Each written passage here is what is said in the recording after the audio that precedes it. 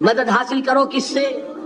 صبر سے اور نماز سے۔ ان اللہ مع الصابرین، جان لو کہ اللہ تعالیٰ صبر کرنے والوں کے ساتھ۔ اور سنیے اب یہ آیت اہم ترین ہے صبر کے موضوع پر۔ وَلَنَبْلُوَنَّكُمْ بِشَيْءٍ مِّنَ الْخَوْفِ وَالْجُوعِ وَنَقْصٍ مِّنَ الْأَمْوَالِ وَالْأَنفُسِ وَالثَّمَرَاتِ وَبَشِّرِ الصَّابِرِينَ۔ اور دیکھو ہم تمہیں آزمائیں گے، وَلَنَبْلُوَنَّكُمْ، ہم لازماً آزمائیں گے تمہیں، بِشَيْءٍ مِّنَ الْخَوْفِ، خوف کی کیفیت طاری کر کے، والجوع، بھوک، فقر اور فاقہ، ونقص من الاموال، مالی نقصان، والانفس، جانی نقصان، والثمرات، اور ثمرات، پھلوں اور میووں کا نقصان۔ میرے نزدیک یہاں پر ثمرات کا مفہوم ایک اور بھی ہے۔ ایک تو صاف تھا کھجور کی فصل تیار ہے، غزوہ تبوک جانے کا حکم مل گیا، کون اتارے گا؟ اور کھجور وقت پر اتری نہیں، برباد ہو جائے۔ یہ ہو رہا ہے نا میووں کا نقصان۔ اور میرے نزدیک یہاں یہ بھی ہے، بسا اوقات بہت سی محنتوں کا نتیجہ انسان دیکھتا ہے کہ ضائع چلا گیا، میں نے 10 سال محنت کی، حاصل کوئی نہیں نکلا۔ یہ ثمرات کیا ہے؟ محنتیں، محنتوں کے ثمرات کا ضیاع۔ کوشش آپ نے کی، قسمت کی خوبی دیکھی ہے، ٹوٹی کہا کمن، 2-4 ہاتھ جب کے لبے بام رہ گئے۔ Be prepared. ایک شاعر کے یہ اشعار ہیں، وہ کمیونسٹ تھا، میں نام بھی نہیں لیتا، لیکن یہ کہ یہ اسی انقلابی، چونکہ ان کا بھی ایک انقلابی نظریہ ہے، انقلابی عمل میں یہ سارے مراحل آتے ہیں۔ کوئی سیٹ بیک آیا، فرض کیجئے کوئی ناکامی ہو گئی، تو اپنے ساتھیوں کو دل بدھانے کے لیے یہ فصل امیدوں کی ہمدم اس بار بھی غارت جائے گی، سب محنت صبح و شاموں کی اب کے بھی اکارت جائے گی۔ میرے نزدیک یہ ثمرات کا جو لفظ یہاں آیا ہے، وَنَقْصٍ مِّنَ الْأَمْوَالِ وَالْأَنفُسِ وَالثَّمَرَاتِ، سب محنت صبح و شاموں کی اب کے بھی اکارت جائے گی۔ دھرتی کے کونوں کھدروں میں پھر اپنے لہو کی کھاد بھرو، پھر مٹی سینچو اشکوں سے، پھر اگلی رت کی فکر کرو، پھر اگلی رت کی فکر کرو، جب پھر ایک بار اجڑنا ہے۔ ایک فصل پکی تو بھر پایا، تب تک تو یہی کچھ کرنا ہے۔ ایک مقصد ہے سامنے، انقلاب برپا کرنا ہے۔ ایک کوشش ناکام ہو جائے کوئی پرواہ نہیں، نیکسٹ، پھر تیار رہو ناکامی کے لیے۔ ایسا نہ ہو جو انگریزی میں کہتے ہیں hope for the best but be prepared for the worst. ایسا نہ ہو کہ دوسری مرتبہ ناکام ہو کے بددل ہو جاؤ، تمہاری ہمتیں جواب دے جائیں، نہیں، پہلے سے تیار رہو کہ دوسری مرتبہ بھی ناکامی آئے تو آئے، لیکن جب تک کہ کامیابی حاصل نہیں ہوتی ہمیں یہ کام کیے تھے۔ صبر کا مادہ نہیں ہوگا تو آپ کام نہیں کر سکیں گے۔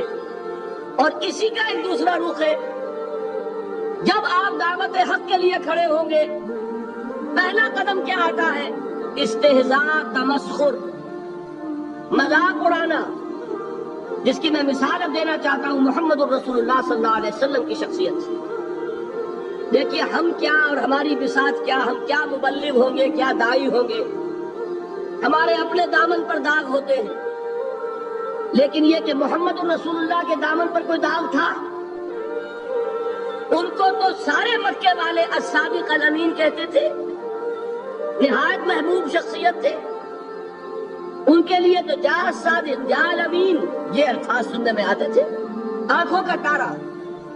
لیکن جب آپ نے دعوت شروع کی، اب قرآن مجید میں دیکھیے، کسی نے کہا مجنون ہو گئے، دماغ خراب ہو گیا، پاگل ہو گئے، ابھی شاعر ہے، کچھ شعر توڑ لیتے ہیں، ہم پر بہت جماتے ہیں۔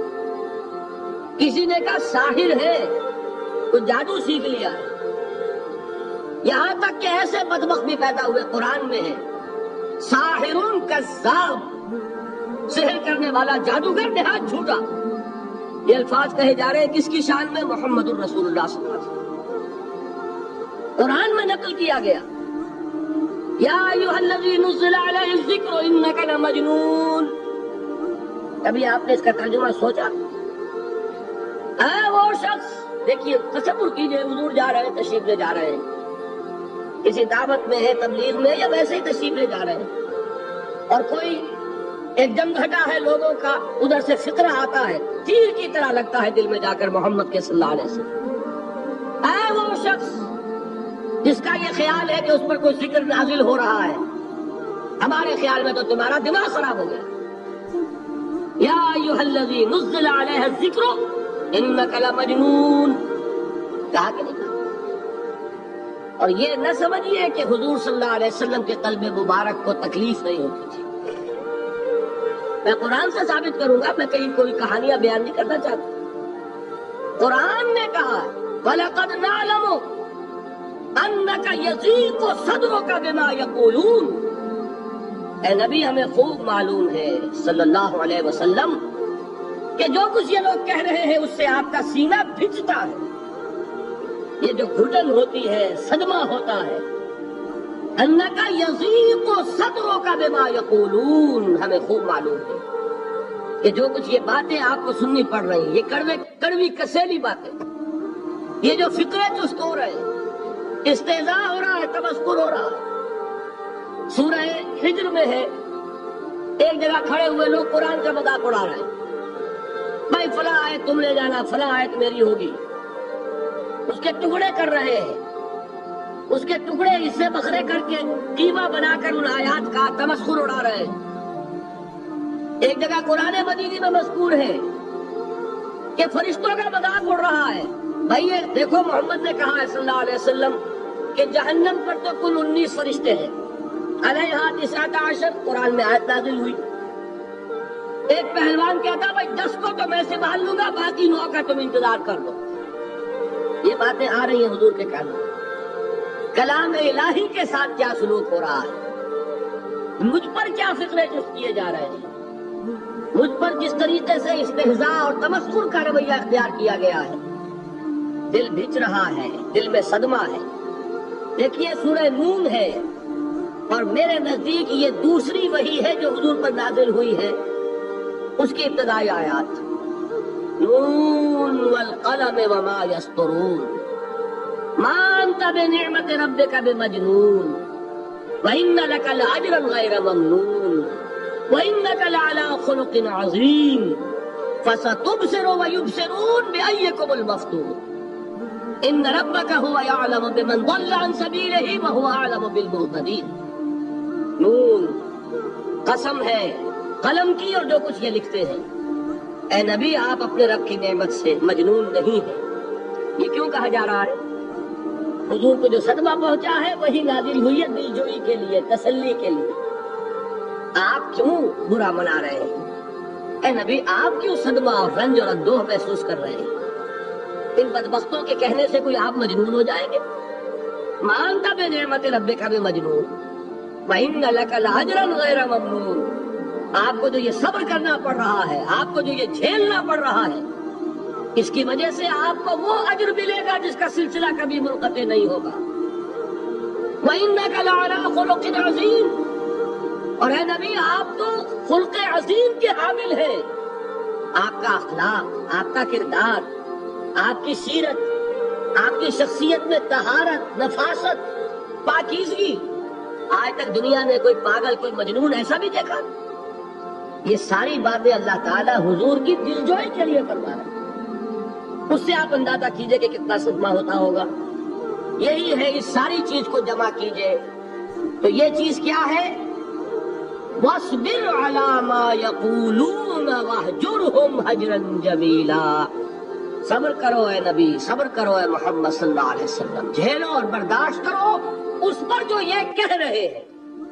اچھی طرح نوٹ کیجئے یہ بات، ذرا سیرت ہی کا سمجھ لیجئے، آج ایک بیان ہو جائے گا۔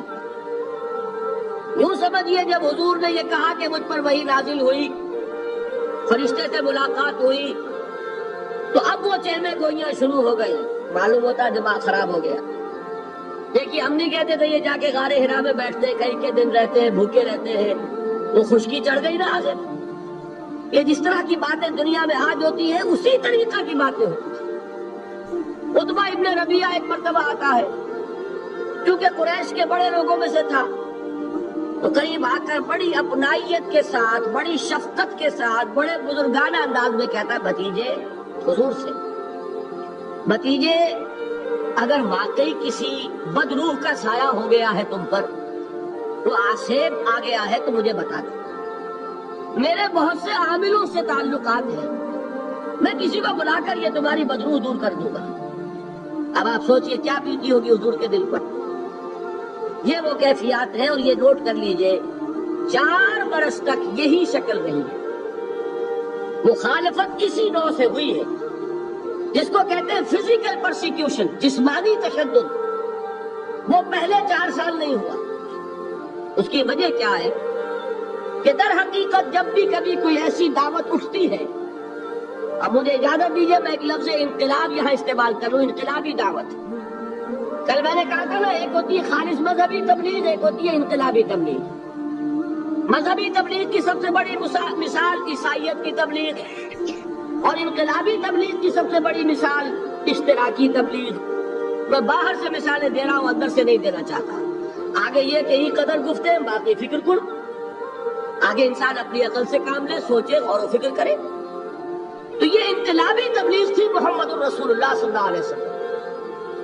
اور انقلابی تبلیغ کے اندر یہ بات جان لیجئے کہ پہلا رد عمل جو ہوتا ہے معاشرے کا وہ یہ ہوتا ہے کہ کوئی ایسی بات گھبرانے کی نہیں ہے، ایک آدمی کا دماغ خراب ہو گیا ہے اور کچھ سر پھرے قسم کے چند نوجوان اس کے ساتھ ہے، ایسی کیا بات ہے گھبرانے کی؟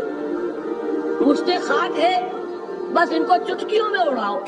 جو چٹکیوں میں اڑانا کہلاتا ہے نا، اسی کو قرآن مجید میں ایک اور جگہ کہا گیا ہے، یریدون لیطفئوا نور اللہ بافواہہم، یہ چاہتے ہیں کہ اللہ کے نور کو اپنے منہ سے بجھا دیں، پھونکے مار کے ہی بس۔ تو پہلا رد عمل جو ہوتا ہے ایک نظام کا، ایک کسی انقلابی دعوت کے خلاف، وہ رد عمل ہوتا ہے استہزاء، تمسخر، مذاق کرو، ان کو جس کو آپ انگریزی میں کہتے ہیں ڈی مورلائز کر دو، ان کی ہمتیں جو ہے وہ ٹوٹ جائے، ان کو اس طریقے سے، اسی کا نام ہے آج کل کی اصطلاح میں کیریکٹر اسیسینیشن، ان کی شخصیتیں جو ہیں ان کو داغدار کر دو، ان کا اعتبار ختم کر دو، ان کا استہزاء کرو، تمسخر کرو۔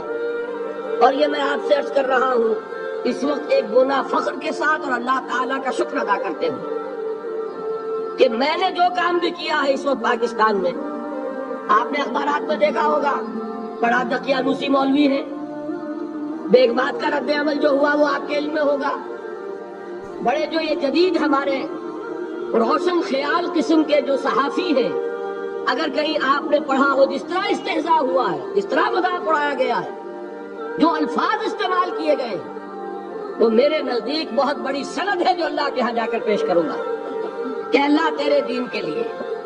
میں نے اپنے گھر سے کوئی بات نہیں کہی، میں نے جو بات کہی وہ جو شریعت محمدی کی بات ہے وہ کہی، اگر اپنی طرف سے کہیں ہو کوئی اضافہ کیا ہو تو اللہ تعالیٰ کی پھٹکار ہو مجھ پر اور لعنت ہو مجھ پر، لیکن اگر میں نے وہی کچھ کہا جو شریعت محمدی کا تقاضا ہے اور قرآن اور سنت کی بات ہے، تو پھر اگر مجھے کسی نے پاگل کہا اور کسی نے دقیانوسی کہا اور کسی نے اور فتنہ چست کیا، تو میں اس کے لیے، میں تو سمجھتا ہوں میرے لیے وہ سند ہے جو اللہ تعالیٰ کے ہاں میں جا کر پیش کروں۔ اور یہ جان لیجئے کہ وہی بات ہوتی ہے ہمیشہ، ہسٹری ریپیٹس اٹسیلف۔ وہ بات کریں گے جو حضور نے کی تھی، وہی رد عمل سامنے آئے گا جو اس وقت آیا، اس لیے کہ یہ تو جو انسانی مزاج ہے وہ نہیں بدلا، معاشرے کا انداز نہیں بدلا، وہ جو کام ہوگا اس کا رد عمل ابتدائی وہی ہوگا۔ اور اس میں در حقیقت امتحان ہوتا ہے صبر کا۔ کیا دل شکستہ ہو کر بیٹھ رہے گا انسان؟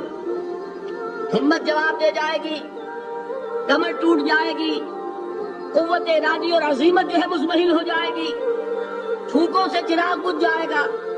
یہ جو میں نے آیت آپ کو سنائی تھی اس کا بڑی خوبصورت کے ساتھ ترجمہ کیا ہے مولانا ظفر علی خان نے کہ نور خدا ہے کفر کی حرکت میں خندہ زن، پھونکوں سے یہ چراغ بجھایا نہ جائے گا۔ یریدون لیطفئوا نور اللہ بافواہہم واللہ متم نورہ ولو کرہ الکافرون، یہ چاہتے ہیں کہ اپنے منہ کی پھونکوں سے اللہ کے نور کو بجھا دیں، حالانکہ اللہ تعالیٰ تو اپنے نور کا اتمام فرما کر رہے گا، خواہ ان کافروں کو کتنا ہی ناگوار ہو۔ اس کی ترجمانی ہے نور خدا ہے کفر کی حرکت پہ خنددن، پھونکوں سے یہ چراغ بجھایا نہ جائے۔ بہرحال اس مرحلے پر میں نے آپ کو 2 صبر بتائے۔ صبر کس چیز سے؟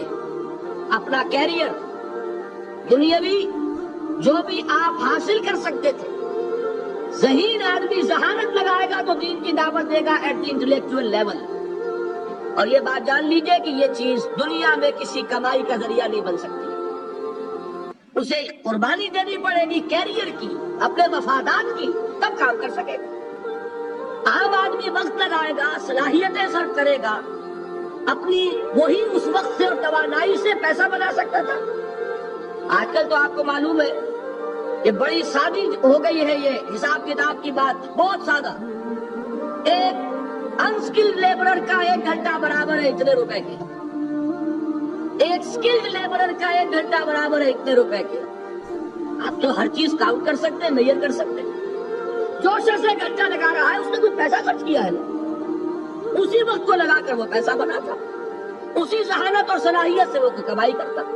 ادھر لگایا تو وہ جو کمی ہو رہی ہے اس کو برداشت کرنا، اس کو جھیلنا اور خوش دلی سے برداشت کرنا، یہ سمجھنا کہ در حقیقت یہ سب کچھ کیا ہے کہ اللہ تعالیٰ کے ہاں اس کا جو ثواب ملے گا۔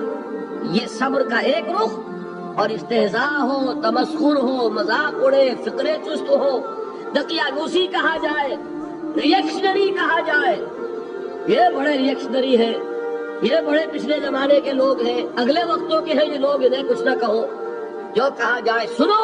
وَاصْبِرْ عَلَىٰ مَا يَقُولُونَ وَاهْجُرْهُمْ هَجْرًا جَمِيلًا، اور صبر کیجئے محمد صلی اللہ علیہ وسلم۔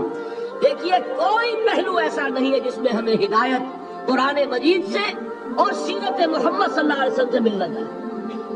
اگر اللہ تعالیٰ مقام دعوت پر فائز ہونے کی توفیق عطا فرما دے تو جو مرحلے پیش آئیں گے وہ آپ کو نظر آ جائیں گے سیرت محمدی میں صلی اللہ علیہ وسلم، اور اس وقت حضور سے جو کہا گیا اس سے آپ کے دل پر بھی، اس کے زخمی جو آپ کا دل ہے، آپ کے احساسات ہیں، اس پر مرہم رکھا جائے گا۔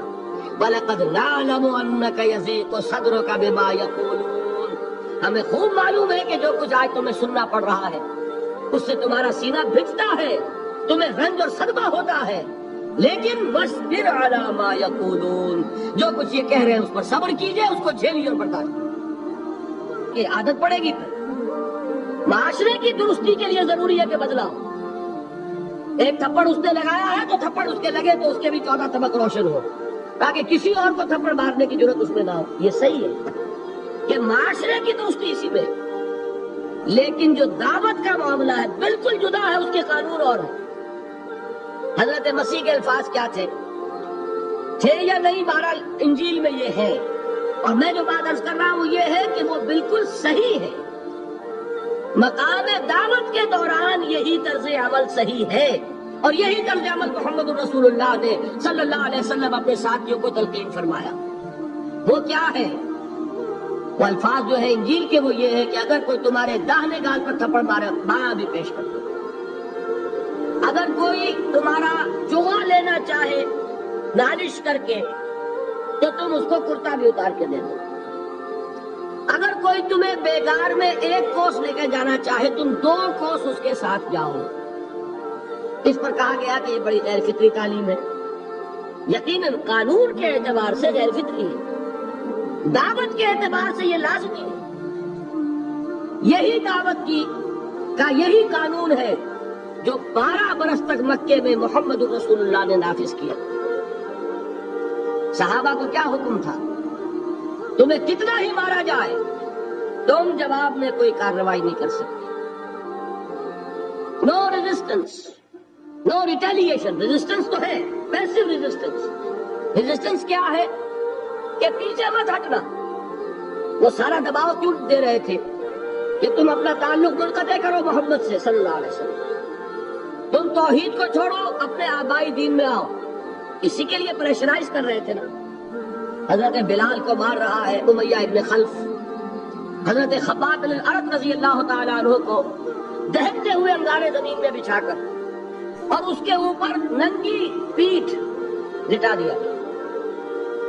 آپ ذرا تصور کیجئے، ایک شخص دیکھ رہا ہے کہ دہتے ہوئے انگارے بچھائے جا رہے ہیں، یہ میرے لیے تیار کیے جا رہے ہیں، اور پھر حکم دیا جاتا ہے کرتا اتار دو، کرتا اتار دیتا ہے، لیٹ جاؤ، لیٹ جاتا ہے۔ کیوں؟ بڑی خیر فطری بات ہے یہ تو، اسے ہاتھ پاؤں مارنے چاہیے۔ ایک آدمی ڈیسپریٹ ہو جائے تو آپ کو معلوم ہے اس کے اندر طاقت بہت آ جاتی ہے، اسے نظر آ رہا ہو کہ مجھے تو بھون دیں گے، کباب بنا دیں گے، تو اگر اسے اجازت ہو 2-4 کو مار کر مرے گا، اجازت نہیں۔ محمد نے ہاتھ باندھ دیے صلی اللہ علیہ وسلم، تمہیں اجازت نہیں ہاتھ اٹھانے کی۔ یہ بعد میں سورہ نساء میں یہ الفاظ نازل ہوئے کہ اے مسلمانوں، ایک زمانہ یہ تھا کہ تمہیں حکم تھا کفو ایدیکم، اپنے ہاتھ بندے رکھو، you are not allowed to retaliate, ڈٹے رہو، جمے رہو، کھڑے رہو، صبر کرو، جھیلو، برداشت کرو، پیچھے نہ ہٹنا، نہ محمد کے دامن کو چھوڑنا صلی اللہ علیہ وسلم، نہ توحید کا دامن چھوڑنا، لیکن ہاتھ اٹھانے کی اجازت۔ بتائیے کہاں گیا قانون؟ قانون تو یہ ہے کہ بدلا لو، لیکن وہ قانون تو اس وقت نافذ ہوگا جب انقلاب آ جائے گا، اسلامی حکومت قائم ہو جائے گی، تب آئے گا نا قانون۔ ابھی مرحلہ ہے انقلابی عمل کا، ابھی تو انقلاب لانا ہے، اسلامی حکومت قائم کرنی ہے۔ اس پروسیس کے تقاضے کچھ اور ہے۔ اس میں جو پہلا مرحلہ ہے وہ پیسو ریزسٹنس کا ہے سب۔ یہی وجہ ہے، دیکھیے مکی صورتوں میں خود نبی اکرم صلی اللہ علیہ وسلم کو اتنے مختلف پیرایوں میں صبر کا حکم دیا گیا۔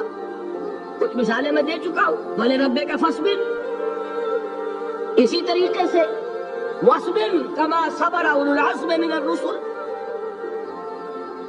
اے نبی صبر کیجئے جیسے کہ صبر کیا ہمارے اولو العزم رسولوں نے۔ وَاصْبِرْ وَمَا صَبْرُكَ إِلَّا بِاللَّهِ، اے نبی صبر کیجئے، اور آپ کا صبر تو اللہ ہی کے سہارے ہے۔ وَاصْبِرْ لِحُکْمِ رَبِّكَ، یہ سورہ نون جس کی ابتدائی آیات میں نے آپ کو سنائی، نون والقلم وما یسطرون ما انت بنعمت ربک بمجنون، اس کا اختتام کیا ہوتا ہے؟ وَاصْبِرْ لِحُکْمِ رَبِّكَ وَلَا تَكُنْ كَصَاحِبِ الْحُوتِ إِذْ نَادَىٰ وَهُوَ مَكْظُومٌ، اے نبی صبر کیجئے اپنے رب کے فیصلے کا، انتظار کیجئے، اور اس مچھلی والے کے مانند نہ ہو جائیے۔ مچھلی والا کون؟ حضرت یونس علیہ السلام۔ مچھلی والے نے اپنے دینی حمیت اور غیرت جو تھی اس کی وجہ سے اللہ کے حکم کا انتظار نہیں کیا، اپنی قوم کو چھوڑ کر چل دیا۔ نبی کا، رسول کا یہ معاملہ ہوتا ہے، جیسے کہ آپ کو معلوم ہے کوئی افسر ہے کسی حکومت کا، وہ اپنے پلیس آف ڈیوٹی کو نہیں چھوڑ سکتا، he must stick to his place of duty۔ بڑے افسر کے لیے تو یہ بہت بہت اہم بات ہے۔ تو اے رسول، جہاں آپ کو ہم نے تعینات کیا ہے آپ وہاں سے ہل نہیں سکتے، کہ ذرا مخالفت ہوئی، لوگوں نے فکرے تست کیے اور آپ کہیں اور چل دیے، دفعہ ہو، یہ بات نہیں سننا چاہتے، میں کسی اور کو سناؤں گا، ہو سکتا ہے نا؟ ہم تو کرتے ہیں نا یہ، اس لیے کہ ہمیں تو اللہ نے کہیں تعینات تو نہیں کیا نا۔ اگر ایک جگہ کے لوگ بات نہیں سنتے، چلو بھائی ہم کہیں اور جائیں گے، وہاں بات سنائیں گے۔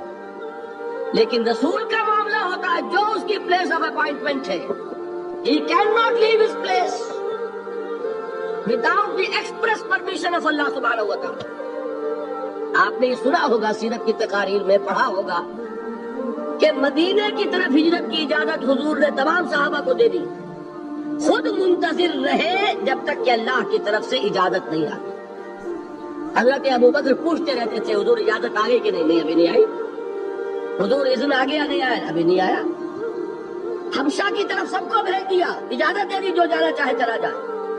حضور کی صاحبزادی جو حضرت عثمان کے نکاح میں تھی وہ بھی ہجرت کر رہی، لیکن حضور تو نہیں گئے۔ رسول نہیں چھوڑ سکتا اپنی جگہ کو، یہاں تک کہ تمام تقریباً صحابہ چلے گئے، حضور رہ گئے، حضرت ابو بکر رہ گئے، حضرت علی رہ گئے، اور حضرت ابو بکر پوچھ رہے ہیں بار بار اجازت آئی یا نہیں؟ نہیں، ابھی نہیں آئی۔ حضرت عائشہ نے واقعہ بیان کیا کہ ایک روز اچانک دوپہر کے وقت ہم نے دیکھا کہ حضور نے اپنے پورے جسم کو ڈھانپا ہوا ہے، چہرے کو بھی کپڑے میں ڈھانکا ہوا ہے اور تشریف لا رہے ہیں۔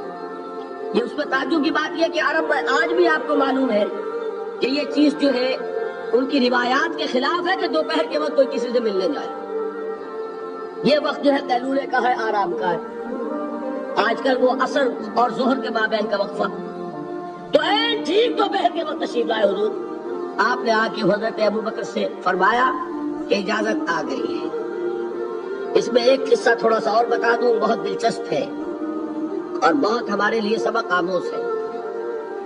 حضرت ابوبکر نے بہت خوش ہو کر ایک بات کہی، حضور میں نے 2 اونٹنیاں تیار کی ہوئی ہیں.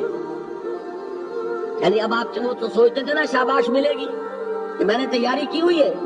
میں نے 2 اونٹنیوں کو خوب کھلا پلا کے فرما کیا ہوا ہے، بڑی توانا ہے تاکہ ہم تیزی کے ساتھ سفر کر سکیں. حضور نے توقف کیا، فرمایا ہاں ٹھیک ہے، 1 اونٹنی میں استعمال کروں گا لیکن میں اس کی قیمت ادا کروں گا. حضرت ابوبکر کی آنکھوں میں آنسو آئے، روتے ہوئے کہا حضور مجھ سے یہ مغایرت، کیا یہ جان اور مال کسی اور کے لیے ہے؟ آپ مجھ سے بھی کہہ رہے ہیں میری اونٹنی جو ہے وہ بھی بلا معاوضہ آپ کو بولنے فرما رہے. یہ ہے محمد الرسول اللہ کی غیرت اور حمیت کا. ہمارا معاملہ جو ہے دین کی دعوت و تبلیغ کے اعتبار سے بالکل مختلف بنا ہوا ہے. اسی لیے وہ عزت نہیں، وہ وقار نہیں.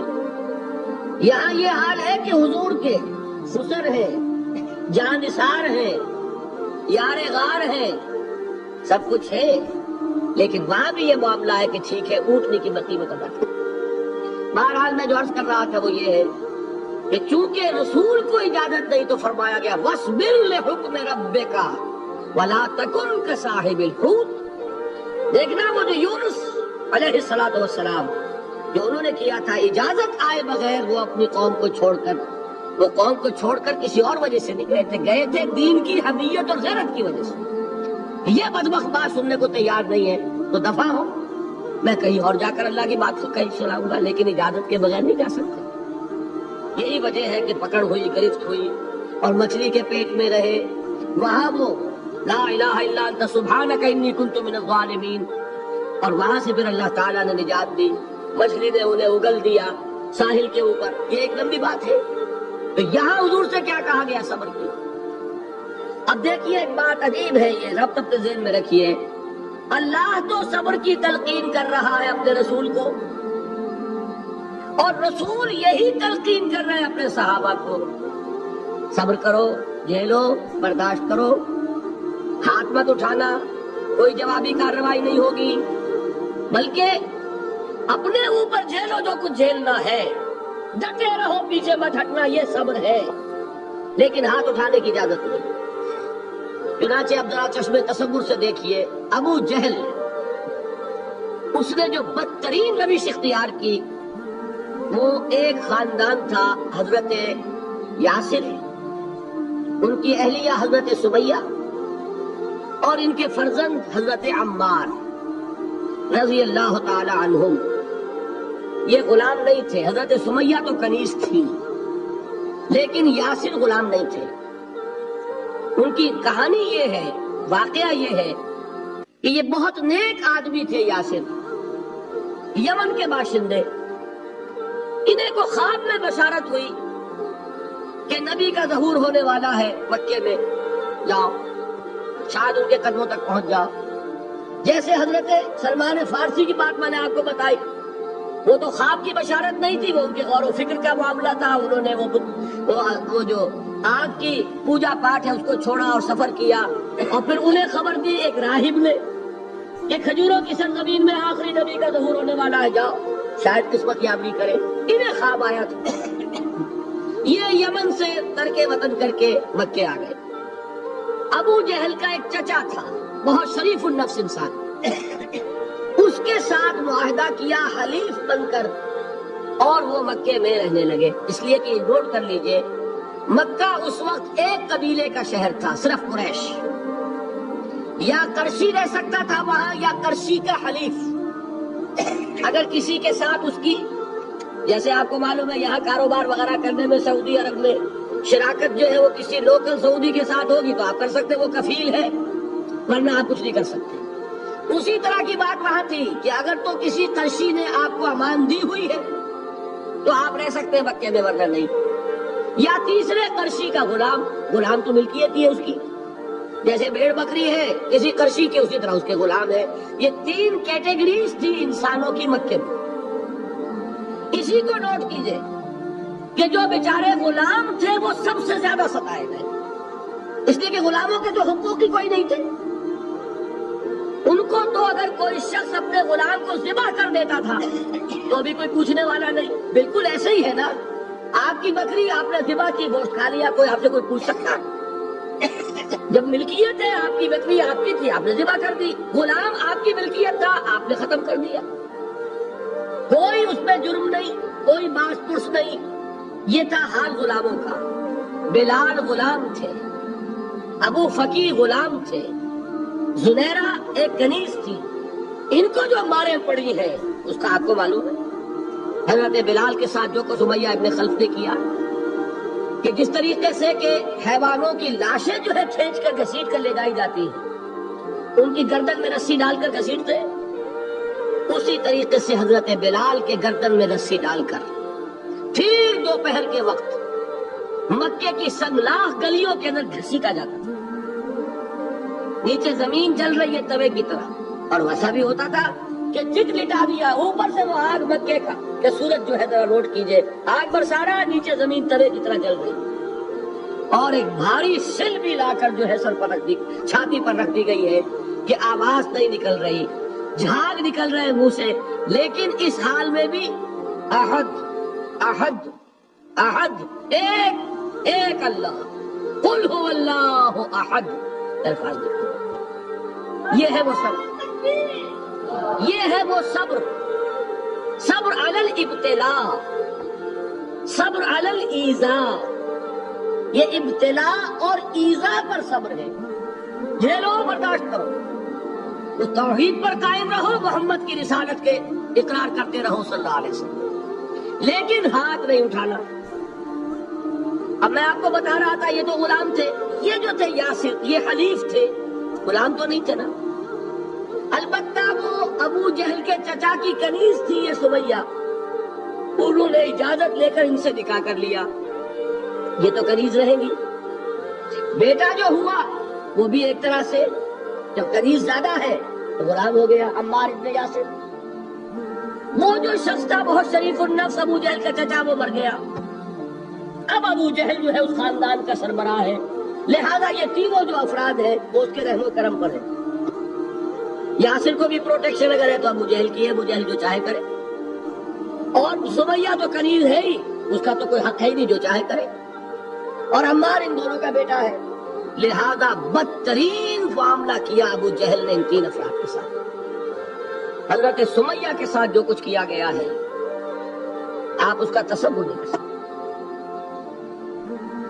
بالآخر جو شہید کیا ہے حضرت سمیہ کو، ایذائیں دے دے کے، سسکا سسکا کے، ان کے جسم کے نازک حصوں کو جلا کے، داغ دے کر.